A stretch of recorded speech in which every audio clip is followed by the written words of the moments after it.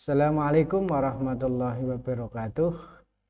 Alhamdulillah wa syukurillah ala ni'amillah.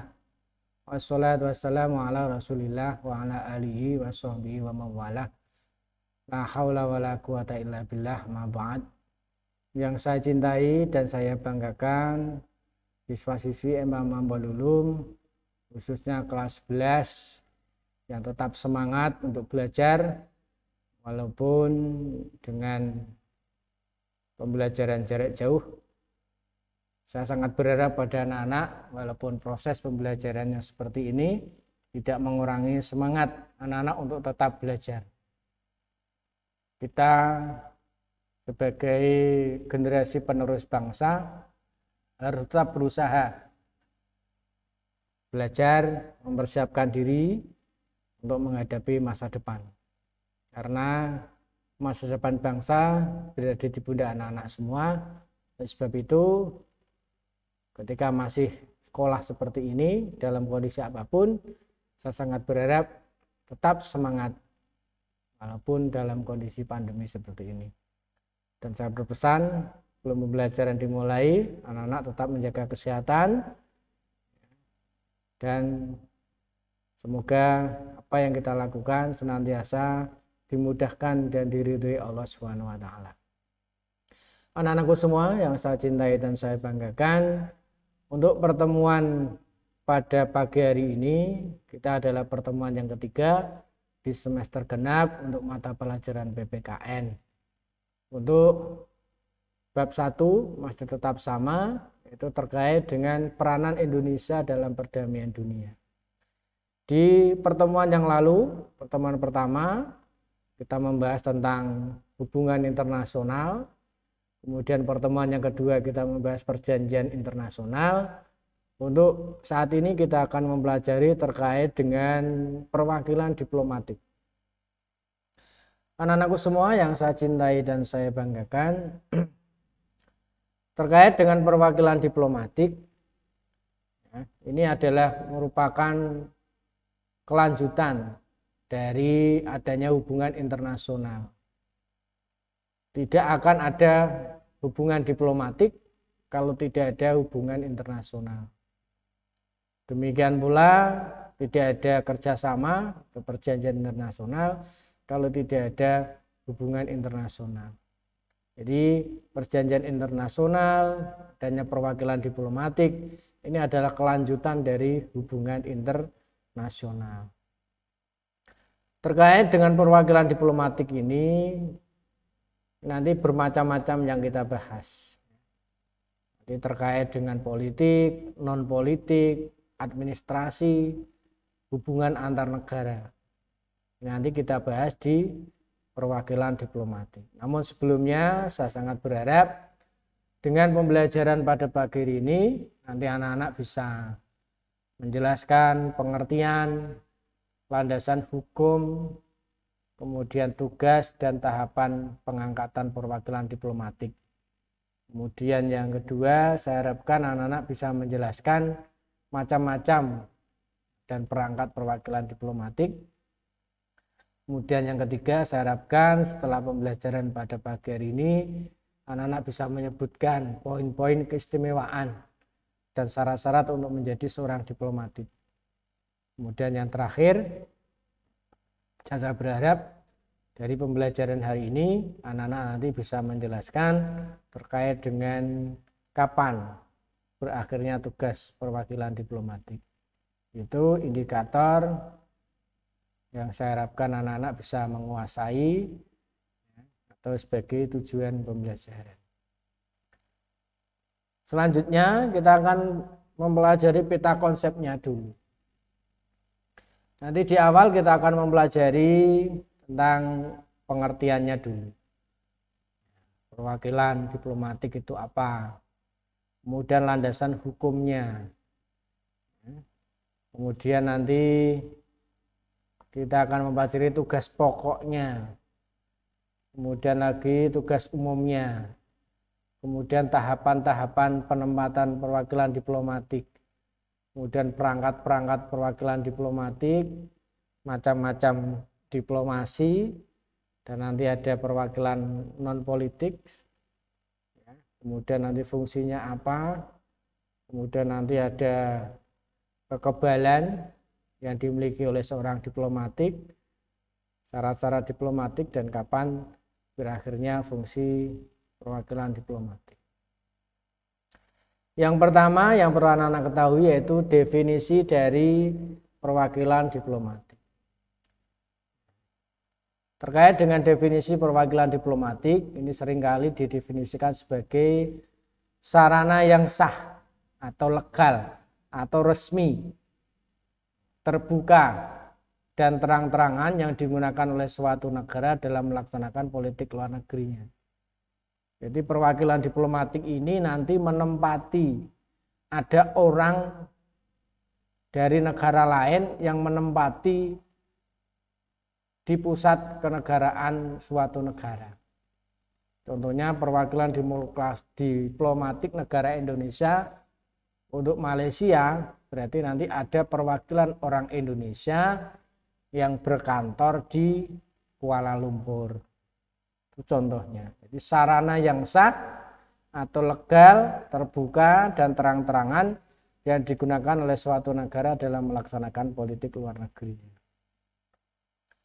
Adapun landasan hukumnya, bahwa dalam mengelola negara, menyelenggarakan negara itu ada landasan konstitusinya, yaitu berdasarkan Undang-Undang Dasar 1945 pasal 13 ayat 1, ayat 2 dan ayat 3.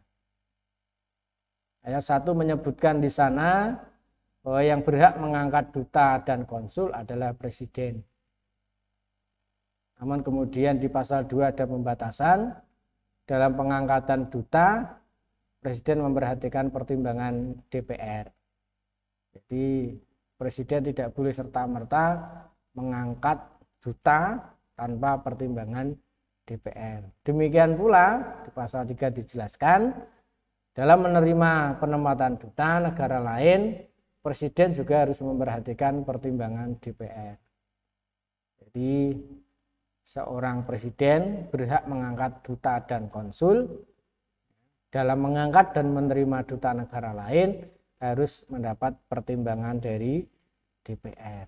Itu landasan hukum dari konstitusi negara kita, yaitu Undang-Undang Dasar 1945. Kemudian tugas-tugas pokok dari perwakilan diplomatik ini ada 4. Yang pertama adalah menyelenggarakan hubungan dengan negara lain atau hubungan kepala negara dengan pemerintah asing. Jadi perwakilan diplomatik itu tugas pokoknya menyelenggarakan hubungan dengan negara lain. Jadi contohnya perwakilan diplomatik Indonesia di Malaysia, berarti perwakilan diplomatik itu menyelenggarakan hubungan antara pemerintah Indonesia dengan pemerintah Malaysia. Kemudian yang kedua, tugas pokoknya mengadakan perundingan masalah-masalah yang dihadapi kedua negara dan berusaha menyelesaikannya. Jadi contohnya ada kasus mungkin tenaga kerja Indonesia yang di Malaysia punya masalah di sana, maka perwakilan diplomatik bisa membantu menyelesaikan permasalahan yang ada di sana. Contohnya lagi ada permasalahan perbatasan, maka perwakilan diplomatik bisa mengadakan perundingan dengan koordinasi dengan pemerintahnya. Kemudian yang ketiga, mengurus kepentingan negara serta warga negara di negara lain. Jadi ketika ada permasalahan warga negara di negara lain, maka yang ngurusi adalah perwakilan diplomatik. Kemudian bertindak sebagai tempat capil dan pemberian paspor. Jadi kalau ada warga negara Indonesia yang di Malaysia kemudian mau menikah, maka pengurusan pernikahannya ya di perwakilan diplomatiknya. Contohnya ada yang melahirkan, maka nanti untuk mengurus aktenya ya di perwakilan diplomatik Indonesia yang ada di Malaysia, termasuk juga dalam pemberian paspor. Itu tugas pokok. Jadi menyelenggarakan hubungan dengan negara lain, mengadakan perundingan masalah-masalah yang dihadapi dua negara, kemudian mengurus kepentingan negara dan warga negara, dan keempat bertindak sebagai tempat capil atau pemberian paspor. Capil itu catatan sipil. Kemudian tugas umumnya. Tugas umumnya ini ada 5. Yang pertama adalah representasi. Jadi tugas umum perwakilan diplomatik ini yang mewakili kebijakan politik pemerintah negaranya. Jadi seorang diplomat yang diutus untuk mewakili suatu negara dan negara lain, berarti dia mewakili kebijakan politik pemerintah negaranya. Itu representasi. Kemudian yang kedua, negosiasi. Jadi mengadakan perundingan. Kemudian yang ketiga, observasi. Observasi ini menelaah setiap kejadian yang ada di negara yang ditempati, kemudian menganalisis apakah ada pengaruhnya enggak dengan negara yang mengirimnya. Contohnya duta besar Indonesia yang ada di Arab Saudi. Kira-kira dengan kebijakan Raja Arab Saudi ya, untuk membatasi jamaah haji, ada pengaruhnya enggak dengan negara Indonesia? Ya, maka ketika ada pengaruhnya, maka duta besar Indonesia yang ada di Arab Saudi melaporkan kepada pemerintah Indonesia. Kemudian yang selanjutnya proteksi. Proteksi ini adalah melindungi warga negara yang ada di luar negeri. Jadi dalam era globalisasi banyak warga negara yang kemudian bekerja, berwisata di negara lain. Maka untuk melindungi warga negara yang berada di negara lain, ya, itu menjadi tugas umum dari perwakilan diplomatik. Kemudian yang kelima yaitu relationship, yaitu untuk meningkatkan hubungan persahabatan antara negara pengirim dan penerima. Jadi tugas pokok, tugas umum dari perwakilan diplomatik bagaimana antar dua negara ya, yang mengirimnya dan ditempati itu semakin akrab, semakin memiliki hubungan persahabatan yang baik. Itu tugas umum dari perwakilan diplomatik. Ada representasi, ada negosiasi, ada observasi, ada proteksi, dan relationship. Kemudian yang selanjutnya yang perlu anak-anak ketahui yaitu tahapan proses penempatan perwakilan diplomatik. Itu ada 4 tahap.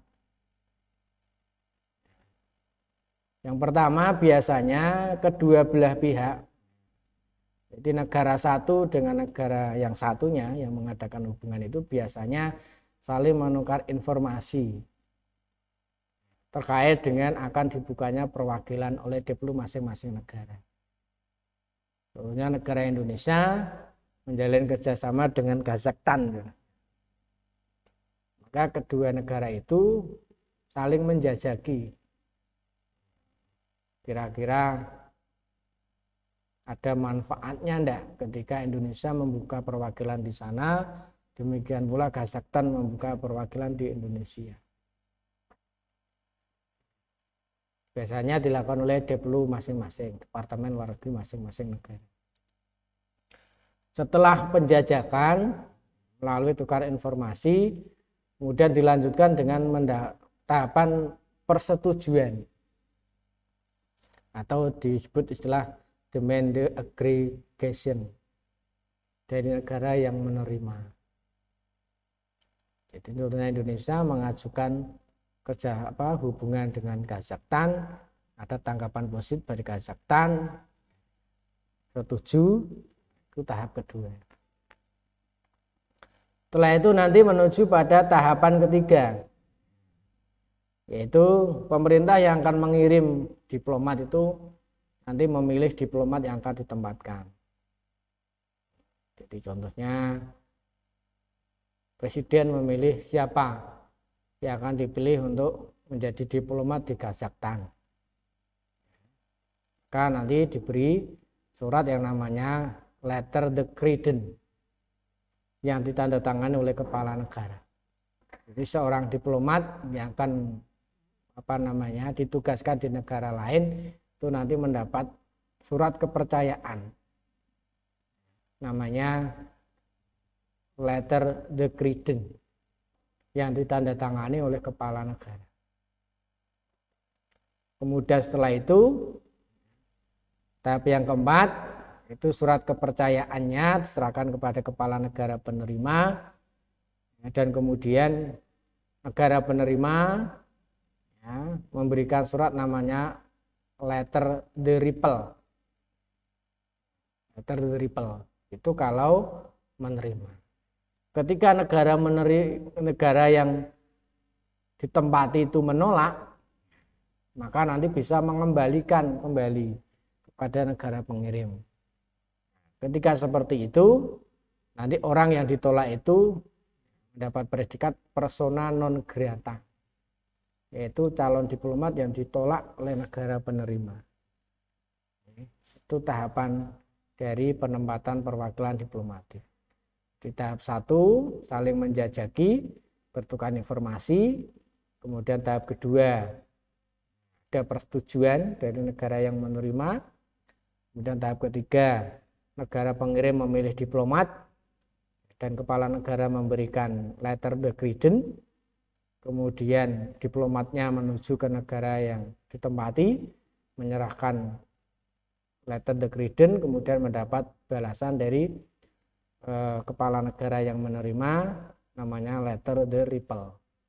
Ketika ditolak, maka tidak menerima letter de repel, itu dikembalikan ke negara pengirim dengan istilah persona non grata, yaitu perwakilan diplomatik yang ditolak oleh negara penerima. Itu tahapan dari penempatan perwakilan diplomatik.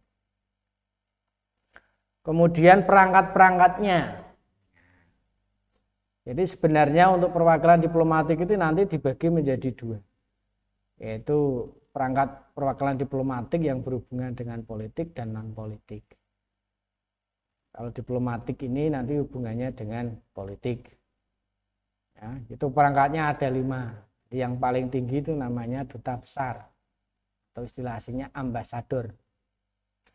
Jadi ini adalah perangkat diplomatik, perwakilan diplomatik yang paling tinggi, mempunyai kekuasaan penuh dan luar biasa. Kemudian di bawahnya lagi ada duta. Ini lebih rendah dari duta besar. Kemudian lagi ada menteri residen. Kemudian ada lagi kuasa usaha. Ada lagi atase. Itu perangkat perwakilan diplomatik yang berhubungan dengan politik. Kemudian untuk macam-macam diplomasi itu sendiri, maka tentunya menyangkut aspek-aspek kehidupan. Di antaranya diplomasi politik, ada diplomasi ekonomi dan perdagangan, ada diplomasi pertahanan dan keamanan, dan ada diplomasi sosial budaya. Jadi politik contohnya berkaitan dengan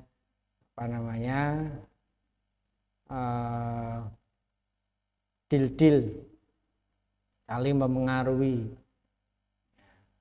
Jadi contohnya ada keinginan dari Indonesia untuk bagaimana berperan di kancah PBB contohnya.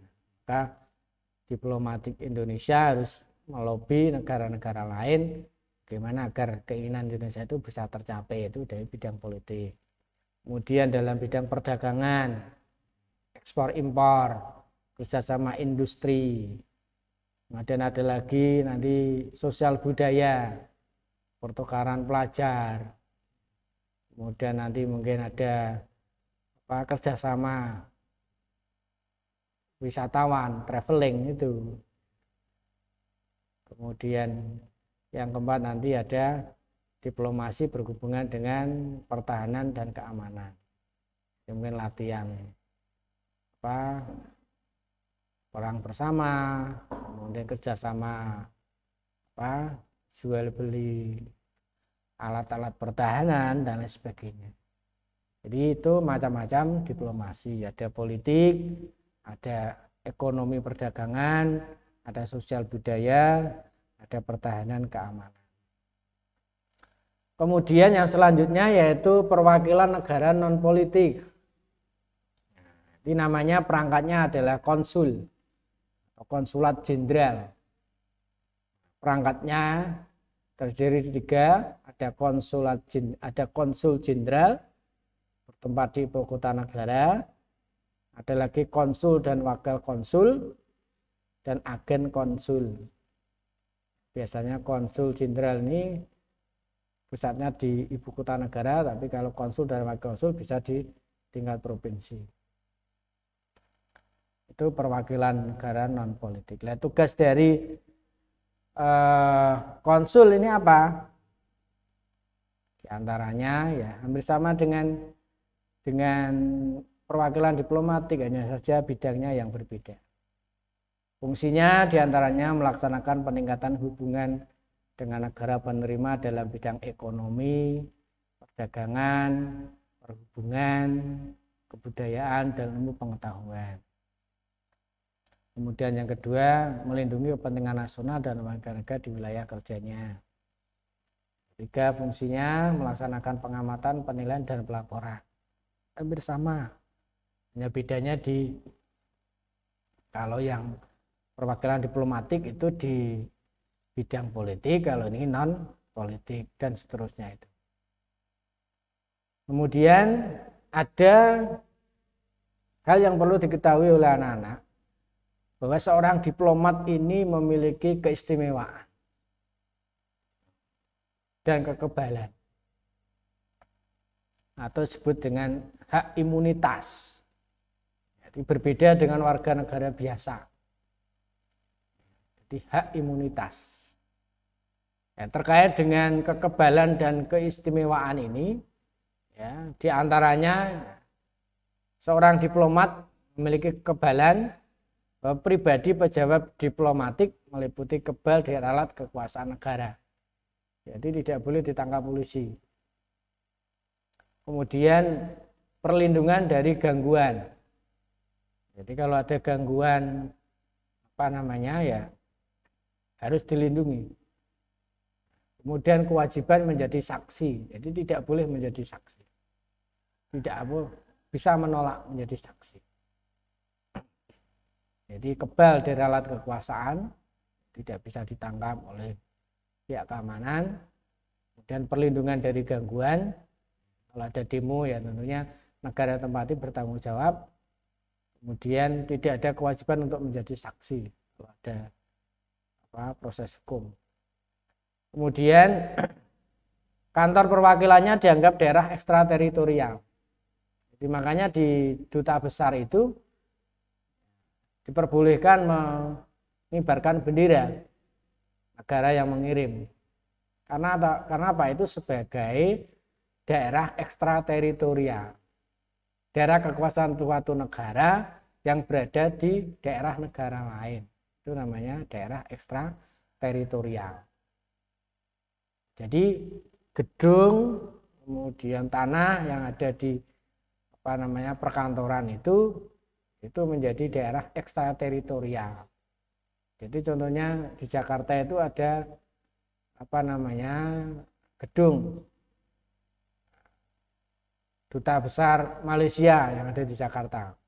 Maka gedung dan tanahnya itu menjadi daerah ekstrateritorial Malaysia yang berada di Indonesia. Maka ketika duta besar Malaysia kemudian mengibarkan bendera Malaysia di Jakarta, ya tidak apa-apa. Karena itu sebagai daerah ekstrateritorial. Kemudian ada lagi contohnya ada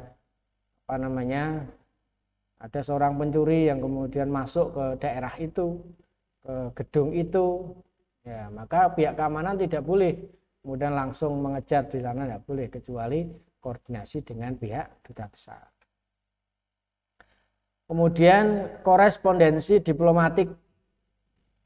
Jadi surat menyurat, arsip, dokumen kantor diplomatik ini kebal dari pemeriksaan. Jadi kalau ada surat menyurat dari dalam negeri, dari negara yang mengirim kemudian diantarkan ke negara yang menerima, itu bebas dari pemeriksaan. Demikian pula surat menyurat dalam negara yang ditempati itu juga bebas dari pemeriksaan. Itu kekebalan, hak imunitas jadi perwakilan diplomatik. Kemudian ada pula keistimewaan. Keistimewaan adalah bebas dari membayar pajak dan yang kedua bebas dari kepabianan. Itu kekebalan dan keistimewaan perwakilan diplomatik. Kemudian yang selanjutnya adalah syarat menjadi seorang diplomatik. Saya harapkan ya, saya doakan semoga anak-anak ada yang besok jadi seorang diplomat. Kita belajar dengan sungguh-sungguh. Syarat untuk menjadi seorang diplomat ini harus jujur. Karena dia adalah mewakili negara yang mengirim. Apa yang dilakukan merupakan ciri dari negara yang mengirim. Kemudian teliti, tenang, temperamen baik, tidak mudah marah. Kemudian sabar, sederhana dan loyal. Ini syarat-syarat seorang menjadi seorang diplomatik. Ada sabar, teliti, tenang, bisa mengatur emosi, atau temperamen baik, sabar, sederhana dan loyal. Itu syarat seorang diplomat. Kemudian yang terakhir, kapan fungsi diplomatik ini selesai atau berakhir? Nah, yang pertama, fungsi diplomatik ini berakhir apabila sudah habis masa jabatannya. Jadi, contohnya seorang diplomat duta besar Indonesia menempati Malaysia, masa jabatannya habis, maka berakhir masa jabatannya juga berarti berakhir tugasnya, fungsinya. Dia harus pulang kembali ke negara Indonesia. Kemudian ditarik oleh pemerintah negaranya. Di masa jabatannya masih, tapi ditarik. Mungkin menurut presiden ini kurang bisa berfungsi dengan baik, maka bisa ditarik. Atau mungkin ada masalah di sana hubungan dua negara yang kemudian boikot, menarik diplomatnya, ini juga bisa.